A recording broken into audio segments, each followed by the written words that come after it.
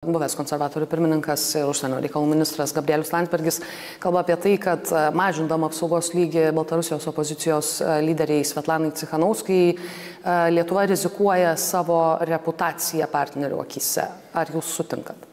Na, kad ponas Landsbergis nuolat pastaruoju metu išreiškia tam tikrų pasiūlymų, pastabų arba susirūpinimo, na kągi, opozicijos lyderis emigracijoje gali tai daryti.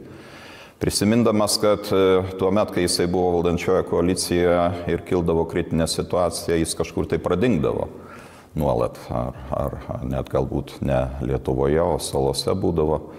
Tai mane tai šiek tiek ramina, kad pastaruoju metu jis taip dažnai rodosi viešoje erdvėje, reiškia viskas yra tvarkoje Lietuvoje ir nėra kažkokia kritinė situacija. Taip, kad dėl ponios Cichanovskajos niekas nesikeičia, manau, kad signalus tarptautiniai bendruomeniai, kuriuos mes siunčiame, jie lieka tokie patys.